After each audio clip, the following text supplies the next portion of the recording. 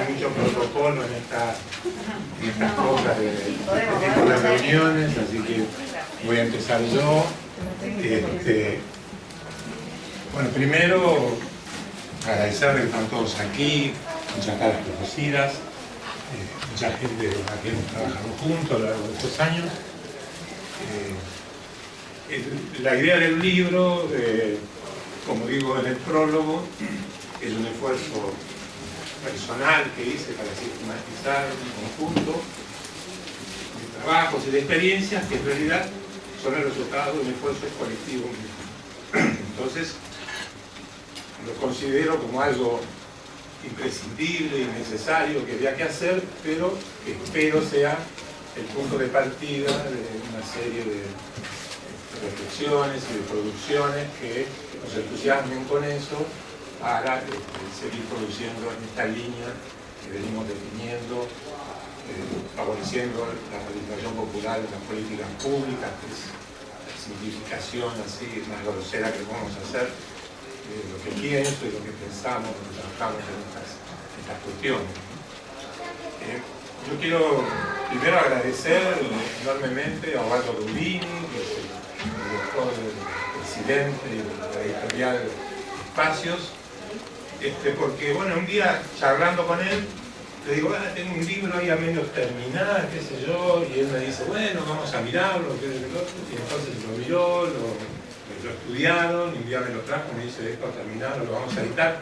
Así que en realidad esa decisión de él de arriesgar una iniciativa con un libro a medio terminar, forzó un poco la circunstancia de tener que hacerlo, completar los capítulos que le faltaban, porque eran índices, no en línea vacías en el índice, y entonces ahí pudimos concluir con esto, así que un buen mérito de esta edición se debe a un editor que tiene la perspectiva, que trabaja en cierta línea y que de alguna manera arriesga porque conoce el mercado a determinar producciones.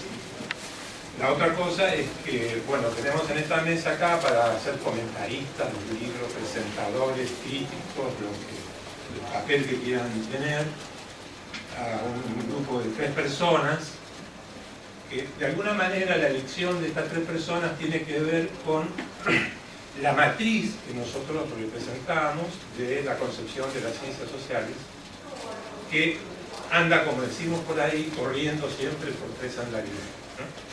El andarivel del conocimiento, el andarivel de la sistematización, de la producción seria, de los instrumentos que sirvan para las decisiones políticas, el andarivel de la política, de los hombres que toman decisiones, que son aquellos que tienen que definir si se va por un proceso determinado para realizar las políticas públicas, y el andarivel de los hombres que son responsables de la vida comunitaria, de la acción social, que, digamos así, que interpretan y representan ese compromiso práctico de compartir las decisiones con otros sectores de la sociedad, como son el académico y el político, y ese es el desafío central que tiene nuestra concepción desde siempre.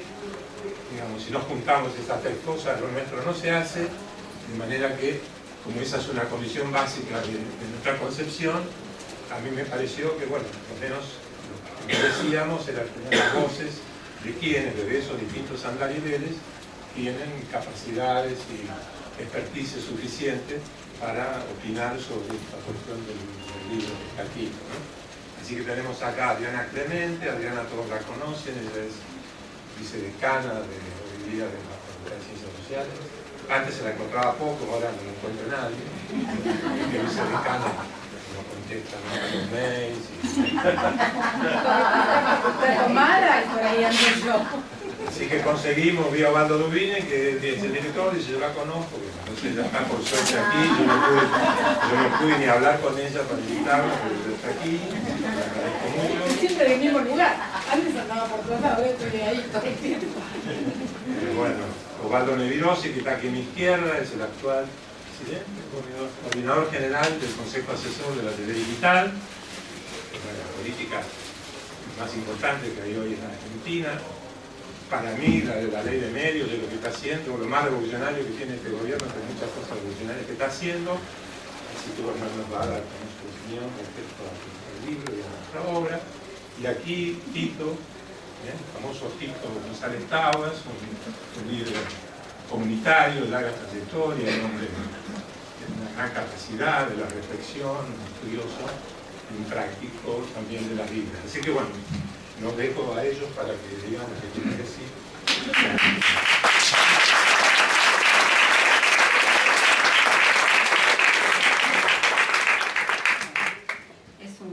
Un honor esta presentación para mí. Héctor, sos maestro de maestros y la verdad que aprecio mucho que con Osvaldo hayan pensado que podía formar parte de una mesa tan ecléctica, tan interesante y tan consistente a la vez desde el punto de vista ideológico. Bien, a ver, yo voy a hacer un recorrido breve planteando las cuestiones que a mí me provocaron del libro y lo que también lo que me sugiere, las tensiones que yo también veo en el texto. Primero, decir que, y esto no es de suyo, sino que es por total convicción, que es un libro necesario. La práctica, la historia que tiene este método, el carácter colectivo de construcción donde todos pueden sentirse un poco padres de la criatura porque todos han participado en algún momento agregando, reflexionando, poniendo en práctica esta utopía que dejó de serlo porque justamente, como dicen no, sabemos que el paradigma justamente se hace puede mantenerse en el tiempo porque hay evidencia de que aquello que dice es. Entonces, en este caso, lo que estamos enfrente a un paradigma que logra recrearse porque, bueno, ha demostrado en la práctica que este modelo, esta matriz de planificación participativa y gestión asociada existe, es posible, muta, adquiere distintas formas, se puede aplicar según los escenarios, es decir, se recrea a sí misma.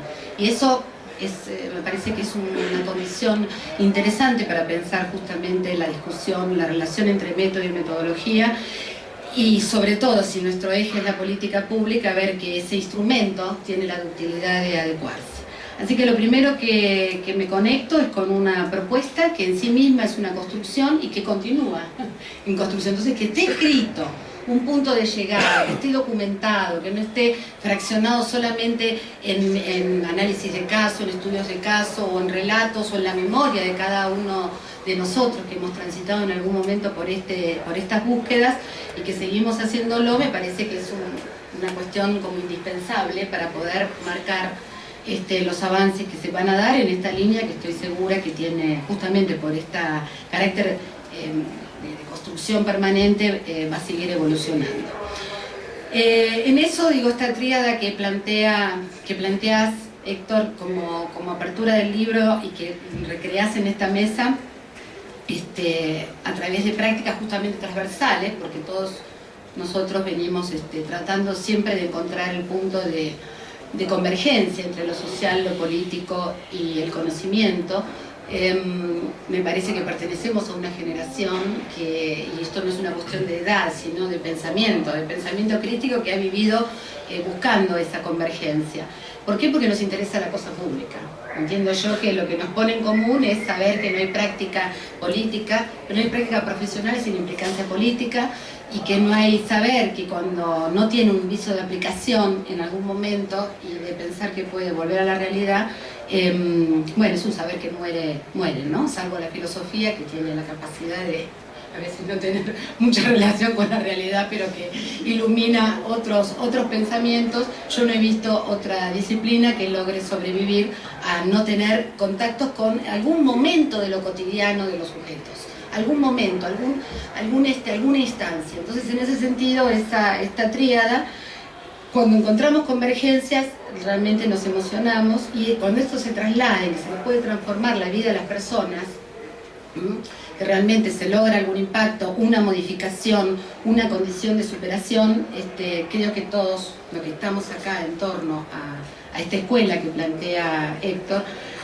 escuela de trabajo, creo que es cuando sentimos que son momentos plenos y que tiene sentido lo que hacemos. En ese sentido, yo quería reflexionar entre lo que es esta metodología en función y todas sus aplicaciones en resistencia a lo que sería el enfoque correctivo, algo que no es una novedad, pero que hay que seguir marcando. Digamos, yo no voy por normativo y estratégico, la verdad que me parece una definición que no nos explica nada ya a esta altura, sí por lo que es aquella planificación que pretende corregir, aunque pretende disciplinar. Esto no tiene que ver con el nivel de complejidad de un plan, un programa, un proyecto, ni siquiera tiene que ver con la concepción final que se quiere dar a una decisión y cómo el escenario va a estar determinando que finalmente esa dirección sea una producción de todos. Entonces, esta tensión entre lo que se colectivizar o reforzar la individualización, que es aquello con lo que hemos venido estos años, de alguna manera ya son muchos, ya no se puede decir ni 10 ni 20, sino son muchos más, y que en este momento estamos tratando de revertir y no sin dificultad. Estos procesos donde el individuo cree que su desenvolvimiento es una clave de éxito o de fracaso, porque también se ha vivido atribuirse, ¿no?, que a uno le va mal por cuestiones personales o le va bien, o ahora mismo estamos asistiendo a procesos donde todavía algunos creen que pueden resolver las cuestiones según sus posibilidades individuales. Es decir, esta suerte de pensamiento y de colectivización que busca esta concepción de planificación y que en este momento está en clave con un entorno que busca espacios justamente para colectivizar el bienestar, es un momento único y no ha sido la constante en muchos años. De ahí que hay una cuota de resistencia, una cuota de tensión, y digo de superación de momentos bastante difíciles en cuanto a que las metodologías eran a veces hasta un ejercicio de resistencia, cosa que es un sinsentido si uno lo pone a ver, porque en realidad no hay metodología que no tenga que como principal definición a lo que busca. Entonces es un instrumento. Ahora, cuando la metodología en sí misma pasa a ser un objeto de valor, es porque está implicando la posibilidad de generar o de variar escenarios, y en eso creo que estamos frente a un caso testigo muy importante, y bueno, y que en distintas épocas, por eso yo hablé de que muta, porque ha tomado distintos formatos. Bien, lo que quiero ir es que ahora vendría la parte de las tensiones, porque digamos, está claro que tenemos conceptos centrales: participación, cogestión, redes, ¿no? Yo tomé justamente lo que vos planteás. Y no puedo evitar reflexionar brevemente de cómo fueron utilizadas estas categorías y cómo fueron aplicadas en un tiempo reciente. Cómo esto se expresó, cómo nos robaron, digamos, los valores, cómo nos robaron las banderas, y en los 90, como momento más emblemático, estas categorías estuvieron en boca de aquellos que tenían bastante poca convicción de cuál era el valor último, de cómo podían articularse estas tres nociones, y fueron utilizadas para el ajuste, y fueron utilizadas para el disciplinamiento, y fueron utilizadas para operar en el conflicto, partiendo no justamente de una idea de conflicto y de cómo se procesa el conflicto de manera incremental, que sería la otra idea fuerte de por qué una planificación de política pública justamente no podría, o no cuando actúa bajo lógicas residuales, no está cumpliendo un objetivo, aunque la metodología sea participativa. ¿Se entiende? Es decir, puedo hacerlo más participativo, pero la expectativa de que algo sea residual y esté operando en los márgenes de lo posible es simplemente procesar el conflicto, es simplemente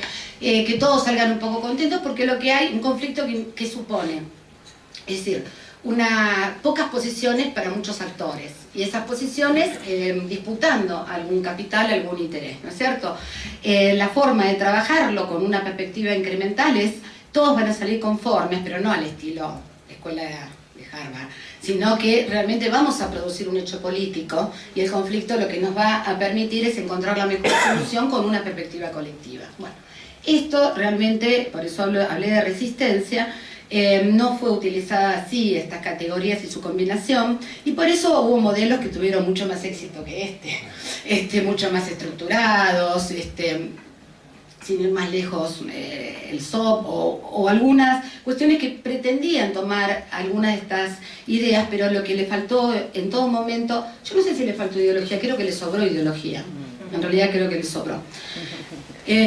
Porque cada vez que estaba pasando algo interesante había que cortar el proceso. Digamos, cada vez que estábamos pasando la etapa diagnóstica, la etapa de acción, ya está, suficiente, no se participa más, hay que estructurar, el marco lógico, digamos, algunas cuestiones que todos conocemos, que termina de abortar lo que es un proceso donde lo político es lo central.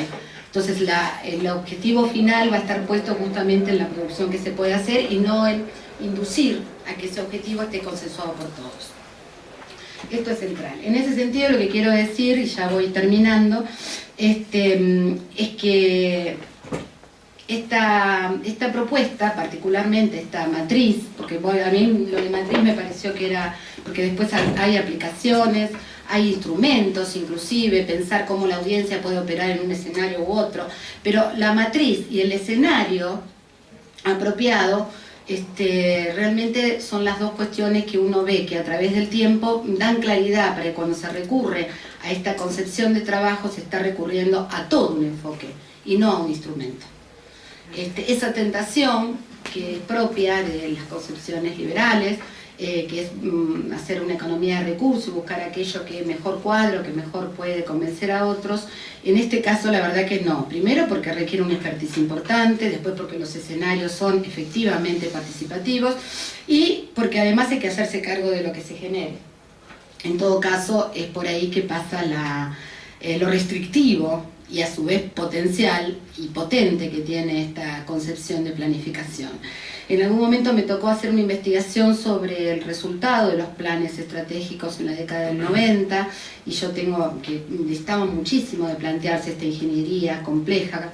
Cuando digo compleja, por las complejidades que genera, no porque sea difícil en sí, sino por todos los actores y las combinaciones que provoca.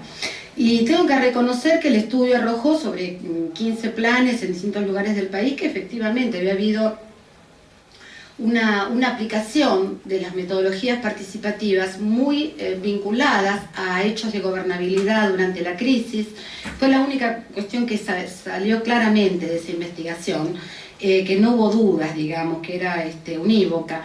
Los niveles de cohesión social y de gobernabilidad que esos, en este caso municipios, que fue mi unidad de observación, habían alcanzado, aquellos que habían tenido procesos de planificación participativa discutiendo la ciudad, más allá de el contenido final de esos debates, efectivamente en el periodo más crítico que tuvo de manera próxima a nuestro país, habían tenido una capacidad diferente de actuar sobre los conflictos que efectivamente impuso el momento tan dramático como fue el 2001-2002.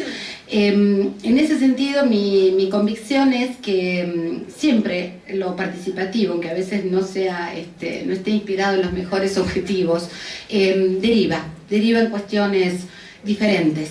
Hoy en día tenemos que pensar cómo está compuesta la cuota de mujeres en la provincia de Buenos Aires, en lo que serían las listas, y daríamos cuenta que programas que en su momento cuestionamos mucho, como el Más Vida, o estoy hablando de lo que en su momento podíamos haber considerado con las manzaneras, así como la expresión última de lo que era un modo de hacer política al mejor estilo siglo XVIII, tengo que reconocer que al día de hoy hay una cantidad de mujeres participando y poniendo en los consejos deliberantes y después seguiremos por más. Quiere decir que todos los escenarios donde hay posibilidad de que los actores se expresen generan y derivan en procesos que muchas veces van más allá de quienes los concibieron.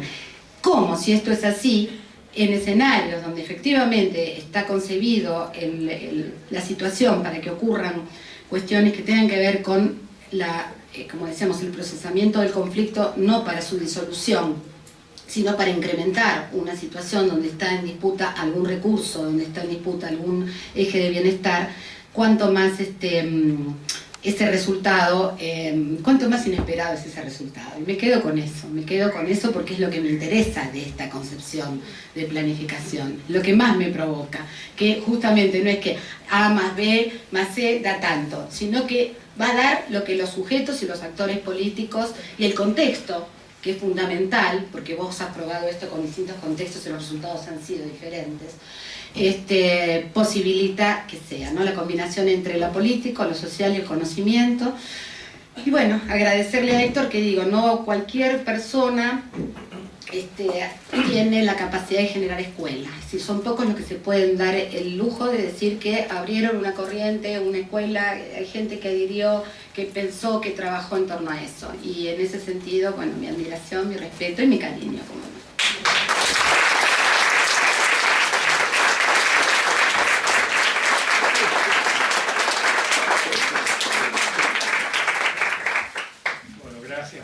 Buenas noches.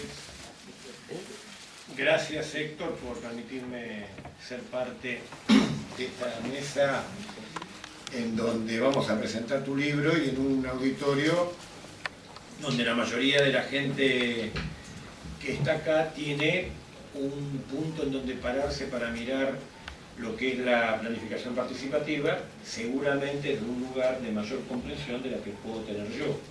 Y entonces me pongo en un lugar, leí tu libro, desde un lugar que me promueven dos observaciones. Una desde el lugar de quien está en la política y está en la gestión y conoce lo que es la planificación participativa, la gestión asociada, por venir repitiéndola, por conocerte a vos, por leer otros autores, por investigar cómo se desarrollan estas metodologías, estas prácticas, y al mismo tiempo la segunda, que me provocó mucho más entusiasmo en verla, desde quien coordina un espacio en el cual vos aportás lo que escribís en este libro.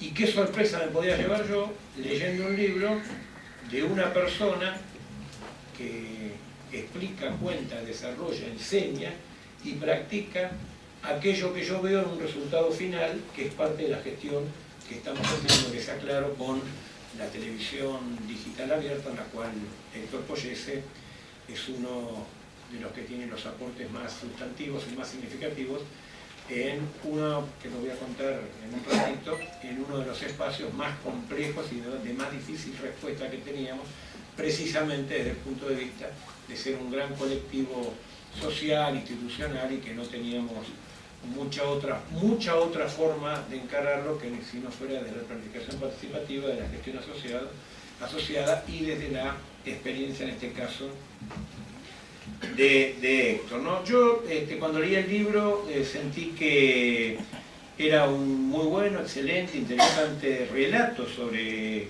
cómo se construye desde saberes muy específicos algo tan importante como la participación popular en la planificación participativa y la participación popular en términos de construcción de políticas y sobre todo de políticas públicas. Y hay que pararse en ese punto de las políticas públicas, que significan decisiones, que significa toma de responsabilidad cotidiana, de manera permanente, y reflejar en esa toma de decisiones lo que está originado en un espacio externo, ajeno, desde el propio funcionamiento de ese punto que toma las decisiones, como puede ser un colectivo de planificación participativa, lo que puede ser un espacio que se responsabiliza de debatir, de discutir, de generar los mejores mecanismos para que esa participación sea rica, para darle orden lógico, para recuperar los matices, para hacer devolución de matices y de propuestas. Bueno, me parece que todo eso el libro lo explica de una manera muy concreta. Yo tengo algún conocimiento sobre Héctor Pollese como sujeto institucional y político que me parece que tiene que ver con la forma en que escribe el libro. No es una mirada ajena a su concepción de cómo entender la vida en función de la política, una vida que tiene que ver con la militancia, que tiene que ver con el esfuerzo, que tiene que ver con el compromiso, que tiene que ver básicamente con el aprendizaje. Él narra en su libro, tiene relatos sobre experiencias anteriores, nos hace circular por paisajes muy didácticos y yo diría pedagógicos, por lo menos para mí, de su práctica en estos saberes que vuelca en el libro. Recorre muchas historias, las cuenta, él viene de ámbitos de la política donde algunos hechos marcaban más desde lo individual y esto lo recuerdo yo de pequeño, a pesar de la poca diferencia de edad, el oyese orador frente a una asamblea multitudinaria, él ya yéndose y yo recién entrando, una diferencia de pocos años, hace esa calidad en la vida juvenil de uno, y hay pocas cosas más individuales desde el punto de vista de la construcción política que ser un orador frente a muchos, porque en realidad uno habla, tiene una construcción previa que le permite el articulado del discurso, se puede incorporar en ese momento la cuestión interactiva, que poca gente lo hace en realidad, y cómo desde ahí mantiene, yo diría en el libro lo que percibí es que hay como un asentamiento filosófico, para no darle el carácter ideológico que sería muy determinante, y que lo sostiene igualmente cuando deja ese lugar individual del orador frente a la multitud, se mete en la multitud, se achica esa multitud, son los equipos, son las conformaciones de estos colectivos que participan y planifican, que ayudan a tomar decisiones, que ayudan a construir políticas públicas. El libro lo vi muy pegado a esa parte de la vida de Héctor. Hay partes del libro donde palabras simples, para los que estamos en la actividad política y en la gestión, palabras simples como consenso, consulta, información, nos parece que las podemos soslayar de tan simples que son, y a poco que miramos cuántas veces en el día y en la toma de nuestras decisiones incorporamos la práctica de la utilización de la información, de la búsqueda del consenso o de la consulta, volvemos a leer el libro y decimos, a ver, ¿de qué mejor manera podemos utilizar estos términos que son tan simples y que sin embargo son mucho más fáciles de ver en el libro que de aplicar en la práctica concreta de quienes hacemos política o de quienes tenemos que gestionar? También, sin exagerar los términos, pero bueno, las palabras tienen su significado. Yo creo que hace una mejor democracia si incorporamos lo que creemos en los valores de la democracia como eje de la actividad política, del desarrollo institucional y demás, si incorporamos algunas de las cosas que el libro plantea, ¿no? Como las ideas cogestivas, como el lugar ese donde las influencias mutuas son creadoras, tienen una fuerte posición creativa. Yo la verdad me escucho decir esto, digo, ¿cuándo fue la última vez que pude participar en una idea cogestiva donde de manera mutua tengamos influencia uno con el otro y en esa interactividad saldemos de una manera positiva y concreta, por ejemplo, la construcción de una política pública? La verdad que no es tan fácil. Entonces digo, uno lee en el libro las ideas cogestivas. Bueno, a ver cómo influenciamos mutuamente. Bueno, esto es lo que Héctor hace.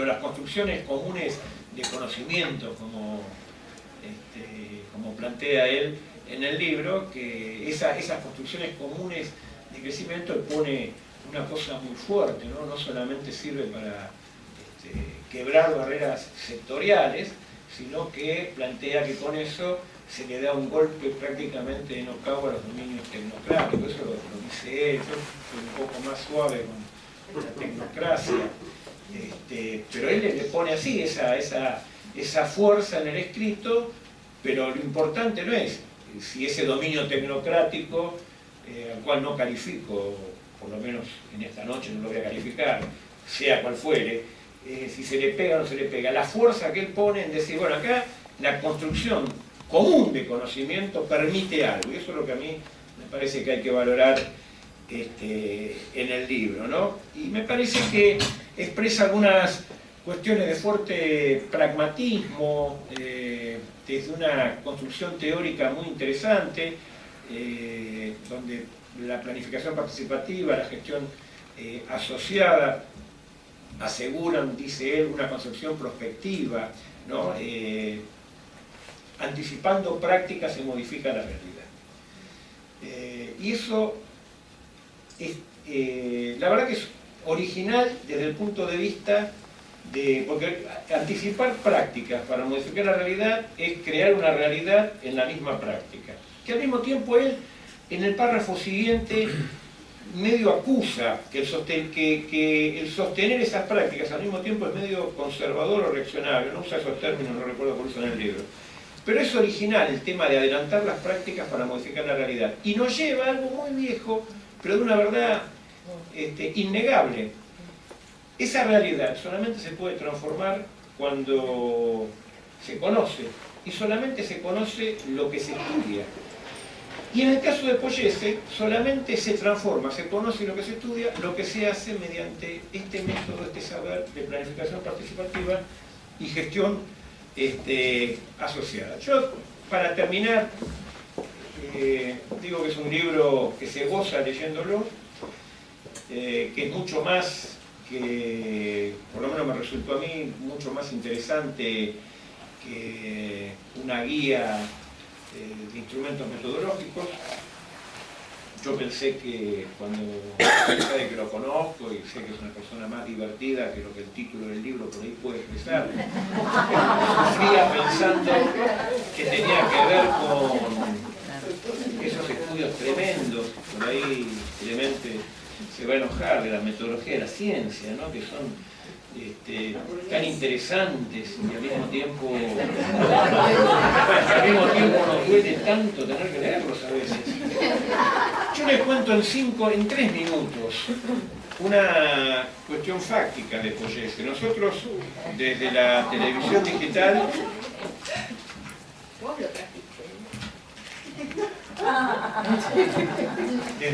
digital que es una política pública, no es una innovación tecnológica, sino que es una mirada de aplicabilidad social en el principal medio de comunicación que tiene la Argentina, que es la televisión abierta, y así la implementamos. Lo nuestro no es poner torre de transmisión, o como dicen, repartir los set-top box, los conversores o decodificadores, como dice la presidenta, decoder, dice la presidenta. A ella le gusta esa palabra, en realidad es conversor, pero yo la digo decoder también. Pero no se limita, en realidad en el medio de lo que se transmite y lo que se recibe están los contenidos, sin contenidos no hay televisión. Y tiene una fuerte mirada inclusiva. Y esos contenidos se pueden construir de muchas maneras. Hace 30 o 40 años que estamos acostumbrados a que se construyan desde la práctica de las productoras comerciales, que son las que rigen los destinos y las calidades de la televisión. Una televisión abierta tiene un solo ingreso económico, que es la publicidad. La publicidad es más o menos de acuerdo al rating que tenga cada canal. Entonces, para vender más publicidad hay que tener más rating, y para tener más rating se hace cualquier cosa. Esos son los contenidos. Entonces nosotros nos ponemos como parte de ese conflicto, de ese dilema. Tenemos derecho, como Estado Nacional, a alentar otro consumo cultural, a alentar otra construcción de contenidos. Y nos pareció adecuado hacerlo desde las universidades nacionales, básicamente de sus carreras de comunicación, de diseño de imagen, y aparte de las universidades como agente administrativo que nos garantiza permanencia en el tiempo. Y es ahí donde aparece Poyese, cuando creamos, acá está presente María Álvarez Vicente, que es la subcoordinadora del programa que creamos para hacer esos contenidos, que se llaman Polos Tecnológicos Audiovisuales, y que es ni más ni menos, y ahí aparece lo de Poyese fácticamente, 47 universidades nacionales que integran el Consejo Interuniversitario Nacional, que son las que proveen la estructura académica, administrativa, en parte económica, para hacer los contenidos que puedan abastecer la nueva demanda de las nuevas frecuencias y señales televisivas de la televisión digital. Bueno, y hay que planificar, y hay que hacer gestión asociada, y hay que tener capacidad de conducir el proceso, donde 47 universidades, se crean 9 polos tecnológicos audiovisuales en todo el país, se crean nodos, participan cientos y miles de personas que son convocadas por cada uno de estos polos y cada uno de estos nodos a desarrollar algunas de las facetas que hacen al contenido de la televisión, que puede ser ficción, puede ser documental, puede ser animación, puede ser 3D, puede ser informativo, puede ser piso, puede ser... Y en eso lo voy a vincular un poco con lo que decía mi querida vicedecana. No importa si sabía o no de televisión Poyese, lo que sabía era de planificación participativa y de poner en orden y de poner a asociarse en esta gestión esa diversidad que va desde la Patagonia Sur hasta el norte, porque los 9 polos ocupan toda la geografía del país. Y en eso está trabajando, y desde esa mirada de los resultados que traen los polos, que funcionan muy bien, es lo que mejor funciona prácticamente en la televisión digital abierta, es que también intenté leer el libro, desde la mirada de quien está en la política, en la gestión, y tiene que tomar estas apreciaciones de Poyese, y también en la mirada de quien coordina, como dije al principio, un espacio donde él participa con esto. Y debo decir que el libro nos ayudó mucho a comprender el tremendo esfuerzo que hace todo el equipo de Polo y la gran capacidad y calidad que pone Poyese en esta tarea que está llevando adelante. Así que recomiendo calurosamente el libro.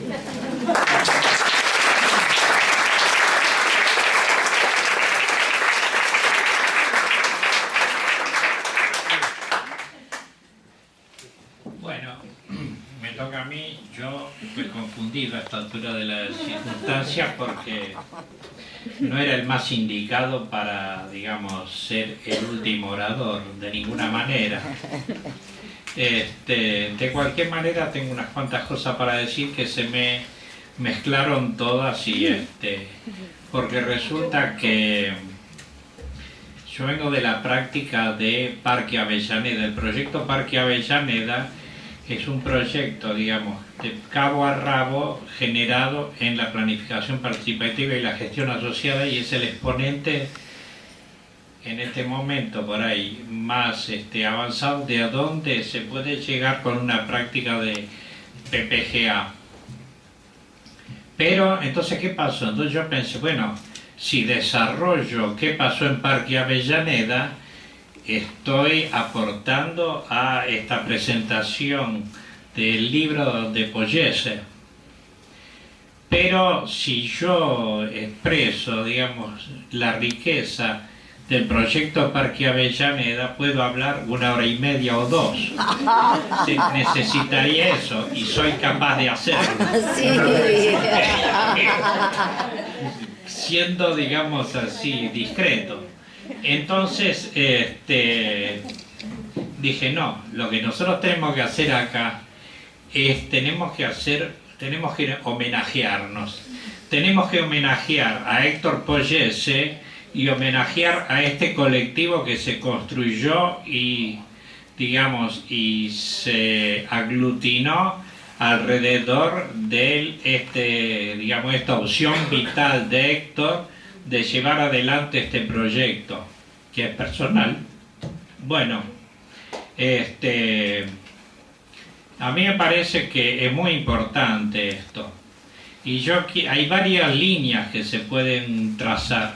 Yo le quiero decir lo siguiente, por ejemplo, nosotros arrancamos, hicimos la conexión que nos vino a buscar Héctor en el año 90, cuando se había hecho, Héctor estaba en planificación en el CPU, el Consejo de Planeamiento Urbano, era el gobierno de Domínguez, si no me equivoco.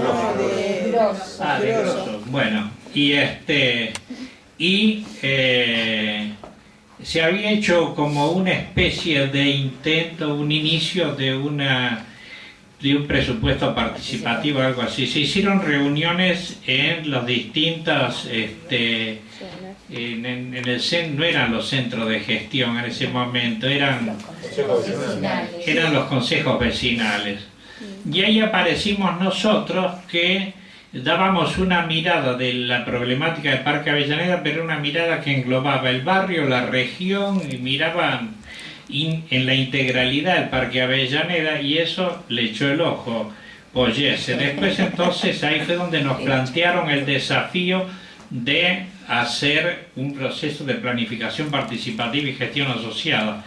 En un bar ahí cerca de Plaza Parque Rivadavia nos reunimos, no me acuerdo quién estaba, creo que María Elena estaba, me parece, y bueno, ahí se hizo esta propuesta.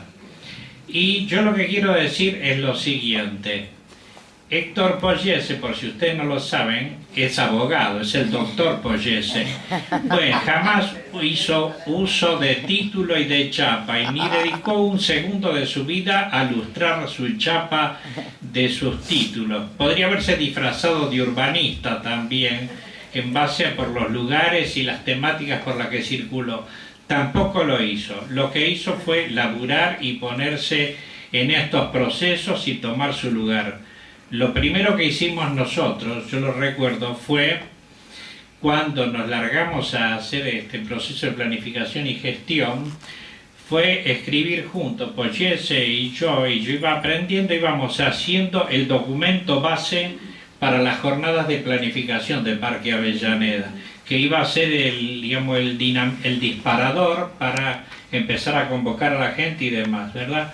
Después vino, o sea que él ahí ya estaba trabajando, después vino el proceso de explicarnos a nosotros qué era lo que se pretendía hacer. Nosotros teníamos ni la más remota idea, no entendíamos nada, pero nos reuníamos en la casa de Estela. Me puse muy contento de verla acá porque ese fue un lugar, y ahí nos reunimos en la casa de Estela Calcaño, secretaria del Colegio de los Remedios, y ahí, digamos, nos explicaban cómo era el tema, digamos, de las jornadas, cómo se desarrollaban las mesas, los paneles, cómo se hacía el diagnóstico participativo, etcétera. Digamos, y fueron reuniones muy intensas. Después de eso vinieron las jornadas de planificación, fueron 3 días que fueron fue la base, digamos, para generar un diagnóstico de toda la situación del Parque Avellaneda. Parque Avellaneda es el segundo parque de la ciudad de Buenos Aires, de los parques consolidados, digamos, no que sean extensiones de tierra como el Indoamericano, que es más grande. Pero después del Parque 3 de Febrero viene el Parque Avellaneda, un parque con edificios, monumentos, historia, vinculación, digamos, construcción social, educativa, etc. Y bueno, y ahí estaba Héctor. Cuando se construyó el primer equipo técnico para procesar toda la información que habían generado las jornadas para el plan de manejo, ahí estaba Poyese con un pequeño equipo que se formó como para procesarlo, y él nos iba guiando para sacar el libro, el plan de manejo, que finalmente salió un libro de 155 páginas que decía cuál era la problemática integral y compleja. Digamos, había un proceso de comprensión de lo que era el Parque Avellaneda y estaba plasmado ahí. Y Héctor estaba trabajando en el Jardín Botánico con algunas personas, ahí se habían incluido algunos funcionarios o empleados de la municipalidad. Bueno, después a partir de ahí vino todo el proceso de realizar el plan y de gestionarlo, y se instaló, digamos, de facto, una mesa de trabajo y consenso, que era darle concreción a esta propuesta de gestión asociada. ¿Cómo se hacía una gestión asociada? Porque se hablaba de una gestión asociada, pero ¿cómo era una gestión asociada? Nosotros inventamos una mesa de trabajo y consenso, y realmente eso es lo que es una mesa donde se colocan todas las cuestiones, digamos, todas las problemáticas, no problemas, sino problemáticas, miradas así en su integridad, y se trabaja, hay que elaborar, hay que pensarlo, hay que analizarlo de distintas perspectivas y generar las propuestas para resolver esas problemáticas. Y luego viene el consenso, y hay proceso de consenso, que es lo más sospechoso que hay. A mí siempre me preguntan, che, pero ¿es cierto que hay consenso ahí en el Parque Avellaneda? Y efectivamente yo le digo que sí. Nosotros en el año 97 hicimos la primera reunión de la mesa de trabajo y consenso, que no cesó hasta hoy de sesionar todos los meses en los terceros sábados. Y nunca se votó nada en Parque Avellaneda. Ese es un hecho, digamos, histórico relevante. Y nosotros, digamos, procesamos a ver qué significaba eso y planteamos: la madre de todos los consensos es el nosotros comunitario. Y eso fue la asociación que se produjo cuando Héctor se acercó o nos llamó al Parque Avellaneda. En Parque Avellaneda había una práctica de construcción social muy interesante, digamos, que yo había iniciado en una fogata de San Pedro y San Pablo en el año 88. En el año 89 se creó el Centro de Estudios Sociales y Actividades Vecinales, o sea, bien del pie, digamos, ¿no? Yo venía de mis antecedentes de salesiano de Don Bosco, con toda la práctica de la pedagogía de Don Bosco, y venía de la educación popular, habiendo sido coordinador de área en la campaña de alfabetización La Crear del año 74, que no llegó a terminarse.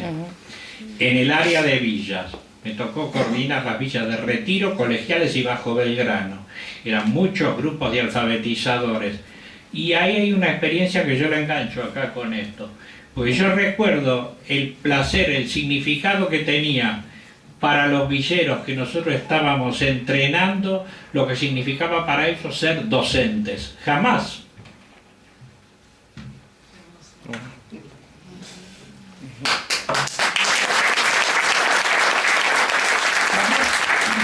Jamás habían soñado que iban a tener sus alumnos, como nosotros tampoco nos imaginamos después que íbamos a estar siendo docentes, íbamos a estar haciendo una docencia de niveles de posgrado cuando participamos en los cursos estos virtuales de gestión sociourbana, ¿no? Que nos dio una experiencia grandísima, porque la capacitación que nos dio esta práctica nos colocó a nosotros en la posibilidad de desarrollar un trabajo muy interesante con gente, con proyectos en Venezuela, en El Salvador, que tuvieron unos resultados extraordinarios en cuanto a lo que nosotros podíamos aportarles. Bien, entonces acá se dio un intercambio. Nosotros estábamos aprendiendo planificación participativa y gestión asociada, y nosotros estábamos aportándole a la planificación participativa y la gestión asociada, estábamos adelantando el camino, estábamos mostrándole cómo se hacía lo que se quería hacer, ¿verdad? Cómo se hacía un plenario, cuál era la regla de generar un plenario, cómo se generaba el consenso final, el acuerdo, cómo se construía un acuerdo, cómo trabajaban los grupos de trabajo, cómo se elaboraban las recomendaciones. Muchas de esas cosas que, digamos, era muy trabajoso lograrlo, que se entendiera y que se trabajara. Pero bueno, entonces eso ha sido muy importante, y la presencia de Héctor, estando ahí, siempre arremangado, siempre trabajando, siempre gratis, eso hay que decirlo, siempre de alguna manera, digamos, siempre estuvimos buscando donde sacábamos los recursos, pero tan inútil era la red de PPGA como el Centro de Estudios Sociales y Actividades Vecinales de Parque Avellaneda para conseguir un peso. Así que siempre fue todo gratis, todo a pulmón y con muy pocos recursos. Esto es lo que yo quiero decir. Lo que quiero decir también es que este colectivo que se fue creando, donde estamos todos nosotros orgullosos de haberlos integrado, se creó y funcionó en la bisagra en una bisagra histórica de la ciudad de Buenos Aires. Por eso no está mal hacerlo aquí a unas cuadras del Obelisco, ¿no? En esta coordenada geográfica. Y en este momento también, cuando están por abrirse el funcionamiento de las comunas, digamos, con tan bajas expectativas, ¿no? En base al miserable gobierno que le toca a la ciudad de Buenos Aires. Pero ahí se creó. Nosotros, imagínense el transcurso que significa arrancar en el año 89-90 y llegar hasta hoy, 2011, ¿no? Nosotros en el año 96 participamos del Estatuyente porteña. Nosotros vimos cómo la ciudad se transformaba en una ciudad autónoma, luego de ser una delegación del presidente. Y nosotros pasamos el proceso de destrucción de la, digamos, destrucción social que generaron tantos gobiernos que llegaron finalmente al 2001, que en ese estallido del que se vayan todos, porque primero ya se habían ido muchos de los que querían participar, de aquellos que nosotros que trabajamos en la estatuyente. Yo recuerdo que se estaba trabajando el foro de la estatuyente, se quería hacer la, ¿cómo se llama? Sería la especie de la estatuyente paralela o la contraestatuyente, la carpa del foro vecinal se quería hacer, que nunca llegó a hacerse. Y nosotros estábamos proponiendo que esa instancia fuera una instancia de construcción. Nosotros proponíamos que si ponían la carpa de los vecinos, en esa carpa pasara algo, se pensara algo, se construyera algo, se registrara algo y se viera algo. No fue posible, no había. Bueno, con esa pobreza, digamos, con esa falta de todo, esos colectivos se fueron disolviendo. Hoy por hoy, de lo que había en el año 90 o 96 o en el 2000, no hay nada funcionando. Lo único que está funcionando son las redes de PPIGA. Eso es una realidad. Y estamos muy orgullosos de que sea así, y no es de casualidad que sea así. Se generaron escenarios que generan sustentabilidad, o sea, se proyectan en el tiempo porque tienen un sentido, tienen digamos, un proceso de reflexión atrás, tienen un proceso consensuado, tienen muchas miradas que le dan mucha garantía de no ser delirios, y entonces por eso se sostienen, y por eso nosotros ingresamos en este tiempo y estamos vigentes y participando en todos los procesos que se dan en la ciudad de Buenos Aires. Porque nosotros nos hemos construido, nos hemos hecho expertos en construir escenarios multipropósito, escenarios para la resolución de problemáticas y de, digamos, relanzamiento de nuevas energías y de nuevos colectivos para resolver las cuestiones. Y no le tenemos miedo a ningún escenario, a ninguna composición, un auditorio de cualquier composición. No, como decías vos, que pues Jesse no sabe nada de televisión, pero digamos, a nosotros nos pasa todo el tiempo que estamos aquí allá desconociendo muchas cosas, pero sabemos cómo se trabajan con toda esa diversidad y cómo se puede ir, digamos, llevando un camino para que un conjunto de personas de lo más diversa, digamos, vayan ordenando, vayan comprendiendo la situación, la problemática y vayan encontrando las puntas de resolución. Esto nosotros lo hemos visto y hemos tenido grandes satisfacciones. Nosotros primero hicimos algunos intentos. Intentamos, digamos, compartir nuestra experiencia con el Parque Chacabuco y se avanzó un poquito y no pasó nada. También lo hicimos cuando en Parque Centenario quisieron rebelarse frente a unas modificaciones que iban a hacer y no fue posible. ¿Qué más? Porque yo tenía 3 casos, que hubo algún caso más. Bueno, sin embargo, nadie es profeta en su tierra, digamos, nosotros pudimos aportar a un proceso muy bueno que fue el del Parque Costero de Punta Yeguas en Montevideo. Y ahí participamos en el proceso de la planificación participativa y se está desarrollando un proceso de gestión asociada muy vigoroso, muy interesante, con muchas puntas en otras direcciones también. Y más tarde lo hicimos en el Parque Federal, en la ciudad de Santa Fe, donde también, digamos, avanza un proceso de planificación participativa y gestión asociada. Y hemos visto, o sea, hemos ido a ciudades que no conocíamos, digamos, o a países que no conocíamos. También interactuamos por videoconferencia con el Parque de Chilibulo en el Ecuador, en Quito, digamos, con gente que son de comunidades originarias y que tienen un lenguaje muy interesante, muy impregnado también de la pedagogía freiriana. Nos hemos, digamos, sentido muy cómodos intercambiando y estamos pensando en una red de parques cogestionados y de planificación participativa. Quiere decir que esto es algo, digamos, que ha tenido unos muy buenos resultados.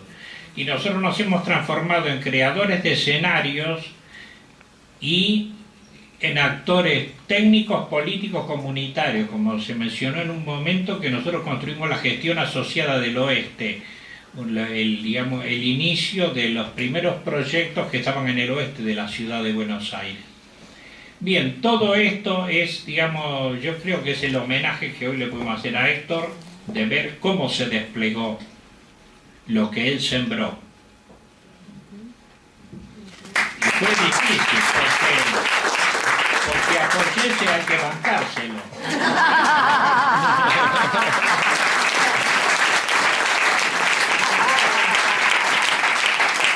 Porque como actor es uno de esos actores que ocupan todo el escenario, es un actor pesado. Es así, eso hay que decirlo porque forma parte también, y para que se conozca quién es Poyese. No, claro, porque además, ¿qué pasa? Poyese no le falta autoestima ni seguridad para plantear lo que él cree que hay que hacer.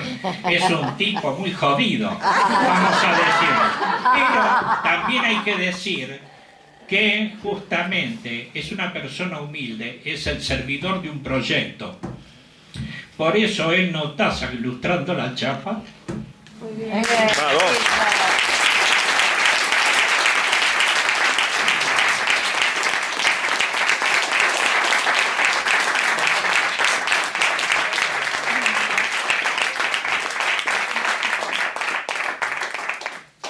Bueno, no voy a hacer una lectura de lo que pasó, pero Dale, quiero hacer una agradecer. lectura. No, pero yo creo que esta circunstancia, ¿no?, de Tito expresando todo lo que significa para él y para muchos este aprendizaje continuo, este trabajo en proceso, como decimos siempre, de work in process en el que siempre estamos, lo nuestro no termina nunca, está siempre haciéndose, digamos así, fue posible primero porque había un grupo social que estaba dispuesto a algo, eso es clarito. Si no teníamos un grupo social no podíamos. Pero también fue posible porque hubo voluntades políticas que crearon, aceptaron el escenario en el que esa práctica se desarrollaba. Y a su vez también fue posible porque desde la ciencia social había un abastecimiento muy grande y una historia de construcción desde los años 70 en adelante que había ido generando la posibilidad de una ciencia que cooperara con los procesos decisorios. Quiere decir que en realidad lo único que hacemos es tejer en una confluencia que es innegable que se tiene que dar, ¿no? Es decir, ayudamos a que se produzca más aceleradamente algo que necesita encontrarse. Y yo creo que en las cosas que nos han dicho, Adriana Clemente, digamos, recordándonos las dificultades de este proceso previo, ¿no?, de los años previos, como estas palabras, estos conceptos que nosotros usamos han sido manoseados, tergiversados y todo lo demás. Bueno, hemos sido resistentes, hemos resistido en esa época para poder hacer reaparecer una práctica que superara todo ese engaño y toda esa mentira que las investigaciones que se han hecho han confirmado. Nosotros teníamos la percepción que era así, pero ellos pudieron estudiarlo y confirmar lo que decíamos. La mirada de Osvaldo de una responsabilidad política, ¿no?, ese vaivén que puede merecerle la revisión de lo que hacemos una vez que lee, colocándose él en una posición de decisor, etcétera, que me parece que lo que está expresando es una actitud política que ojalá se multiplique en los decisores en Argentina. Entonces, personas que sean capaces de ser sensibles a todo esto y al mismo tiempo saber que ellos pueden ser parte de esa transformación, que no es algo que les viene de algún lado, sino que también los políticos tienen mucho que decir y hacer para que eso suceda, ¿no? Entonces, yo creo que, bueno, el libro, como decimos ahí, es una deuda, tendría que haber estado hace mucho. Bravo, bien que lo hizo, bien, maestro.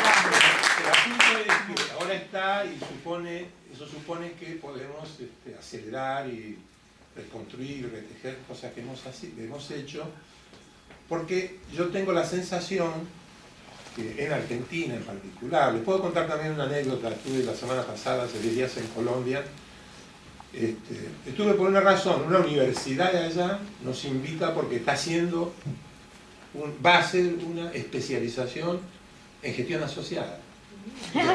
Entonces, en principio, uno se asombra, como puede ser que en otro país están haciendo algo y nos toman a nosotros como referencia. Entonces eso ya de por sí es motivador para ir allá, para conversar con todos ellos, para ayudarlos a desarrollar eso, porque es como que una cierta semilla tirada al viento brota en cualquier lugar. También la gente de Flaxo Ecuador en estos momentos está iniciando un programa, nos está invitando para colaborar con ellos, es decir, de alguna manera se alimenta también en el nivel de la práctica académica nuevas iniciativas que rebotan, digamos así, repercuten, ¿no? Entonces se repercute en la política, se repercute en la academia, se repercute en el movimiento social. Esos son indicadores que nos tienen que ayudar a pensar lo que viene, ¿no? Y yo les decía, en Colombia tuve la circunstancia también feliz de asistir por casualidad, porque se hacía en esos días un homenaje a Fall Borda. Fall Borda murió hace 3 o 4 años y, digamos, en la generación de los 70, de los científicos sociales como Freire, como Fall Borda en Latinoamérica, son los que fueron colocando esa decidida comprensión de que la práctica política, la ciencia, estaban obligadas a referirse a una consustanciación con la sociedad, a una integración, a una lucha, ¿no?, social, popular, etc. Algo así, por simplificar, de poner la ciencia al servicio de las decisiones sociales y del desarrollo. Y todos nosotros, yo entre otros, amamantamos de esos primeros trabajos, ¿no?, de Fall Borda y de toda esta gente. Así que bueno, por un lado yo sentí ahí como una cosa interesante, ¿no?, porque en la tierra de Fall Borda, el inventor de la investigación acción participativa, un promotor y un comprometido político, científico, político en la historia de América Latina, amigo de Camilo Torres y toda esa gente, ¿no?, que provenía, la mayoría de ellos, de grupos religiosos, otros no, pero digamos que Freire mismo, todos ellos digamos, formaban parte de una misma cofradía de gente. En esa misma tierra de Fall Borda, otros colombianos están tratando de desarrollar la gestión asociada. Entonces yo dije, bueno, siempre estuvimos trabajando en los límites y tratando de llevar más adelante, más profundo lo que ellos se propusieron, ¿no? Todos se propusieron, los científicos, los políticos, los comunitarios.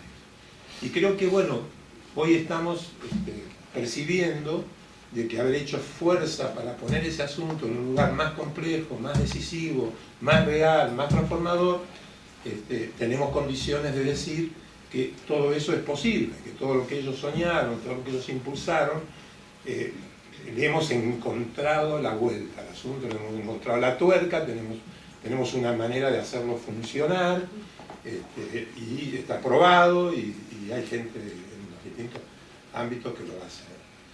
En Argentina en particular estamos viviendo una etapa muy singular.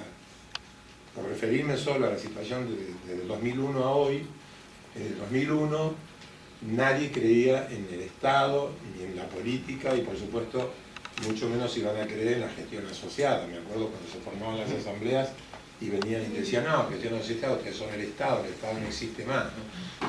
Entonces, se había pasado todo al otro extremo de las cosas. Sin embargo, hoy, una década después, estamos en una situación donde hay una reconstrucción poderosísima de las políticas que tienen que ver con la reconstitución de los derechos, con la reconstrucción de una idea soberana, con la autonomía del país, una política orientada a Latinoamérica. Bueno, digamos, estamos en un proceso que además está haciendo una consustanciación muy fuerte en el orden popular en torno a eso. Entonces, que un país que estaba casi destruido, que casi había desaparecido, que no había normas, no había instituciones, no se creía en nada, de pronto ahora estamos de nuevo creyendo en la política, lo que significa empezar a creer de nuevo que una vida democrática es posible. Entonces, con más razón todavía, en un momento, en un momento como este, tenemos que ser muy esforzados para que se multipliquen estas prácticas anticipatorias, ¿no? Que cuando nosotros decimos lo que hacemos anticipa también el futuro, estamos queriendo decir, queremos que se reproduzca mucho, porque queremos mucho futuro en el presente. Entonces, queremos traer lo más próximo posible a la realidad la transformación. Y entonces, practiquemos mucho. Entonces, organizar estos escenarios que nosotros llamamos embriones de transformación social, multiplicar esta convergencia entre ciencia, política y comunidad, para que se reproduzcan muchas de estas experiencias, va a constituir, va a posibilitar la reconstitución de un tejido social o la constitución del tejido social. Y siendo así, nosotros estamos ante una cosa que es casi paradójica. Podemos decir que desde una acción de la planificación, desde una acción de la ciencia social, estamos contribuyendo a la constitución de actores políticos sociales de alta complejidad, con una gran capacidad de opinión, con una paciencia y una actitud docente y con una comprensión de que lo que se tiene entre manos es muy serio y que vale la pena, ¿por qué no?, discutirlo con nosotros y articularlo, ¿no? De ahí entonces que cada vez más se hace necesario que nuestros gobiernos nacionales, gobiernos provinciales, gobiernos municipales, que tengan una tendencia hacia la ampliación de la democracia, científicos que tengan una preocupación por intervenir en el desarrollo actual de las cosas, ¿no?, contribuir a ello, comunitarios que sean capaces de entender que hay un lugar en la política para los individuos y que ese lugar se les garantiza, con el cual puedan intervenir sin perder su autonomía y su independencia, en un terreno de igualdad, de reconocimiento de sus capacidades, en fin, que esas cosas son posibles, ¿no? Entonces, ahí como que es cada vez más imprescindible que hablemos de la imperiosa necesidad de que los gobiernos incorporen lo que nosotros llamamos los programas de participación popular en políticas públicas. ¿Esto qué es? La participación popular organizada, sistematizada, con métodos probados, con ayuda científica, con historia social atrás, con políticas reconocidas. Eso es parte de la agenda, debería ser parte de la agenda de los gobiernos. Los gobiernos tendrían que hacerse cada vez más responsables de que eso suceda, de poner sus recursos, algunos compromisos a que eso pase, multiplicar las experiencias, que los otros aprendan, que los científicos vengan a colaborar con eso, en un espacio común, que los comunidades se sientan parte de ese programa. Están sonando nuevos vientos en América Latina, están sonando nuevos vientos en Argentina, entonces es una oportunidad histórica que los gobiernos, la ciencia y la comunidad no puede perder, no puede perderse. Entonces, y eso se puede hacer, podemos hacerlo tranquilo, porque llevamos ya casi 3 décadas de experimentar estas cuestiones y ya podemos decir que es posible hacer las políticas públicas así. No solo podemos decir que es posible hacer las políticas públicas así, podemos afirmar que es mejor hacerlas así que de otra forma. Si nosotros podemos afirmar que es mejor hacerlas así que de otra forma, estamos creando un paradigma, ¿no?, un desafío paradigmático que es solo ampliando el proceso democrático, solo multiplicando las voces y solo asegurando que esas voces entre sí puedan trabajar, es que vamos a mejorar la calidad de las políticas públicas, la distribución de los recursos y la satisfacción de los intereses de un país que quiere tener distribución, autonomía, quiere vincularse con América Latina. En fin, tengo la sensación que a la oportunidad la pintan calva y por lo tanto no tenemos tantas como esta, ¿no? las primeras cosas que hicimos, los escarceos, yo que soy más viejo en todo esto, los hicimos en el año 73-74. No es casual que lo hiciéramos en el 73-74. Había una configuración histórica, social, política que habilitaba para que eso suceda. Bueno, ahora estamos en una etapa que, siendo diferente, es lo mismo, porque es una etapa que vuelve a habilitar a que todo eso suceda. Entonces quiero decir, con mucho entusiasmo, propongo que no nos olvidemos de que es una oportunidad de ese orden y que, digamos, ojalá este libro sirva y los libros que vengan y las prácticas que sigamos haciendo para que se multipliquen muchos escenarios, muchos embriones de esta formación social. Si nosotros diseminamos esos escenarios y se multiplican, vamos a estar construyendo actores sociales complejos, pero densos, seguros, políticamente comprensibles y articulados, y entonces con eso estaríamos ganando, porque ¿qué tendríamos? Un tejido social que tiene capacidad para dialogar y para entender las políticas públicas y también para ayudar a que se construyan. Un país que tenga eso tiene todo, porque, digamos así, empezó a transformar la base fundamental de la relación entre el Estado y la sociedad, que es el diálogo, el intercambio, la articulación, la construcción asociada de las decisiones. Bueno, nada más, pues si no me...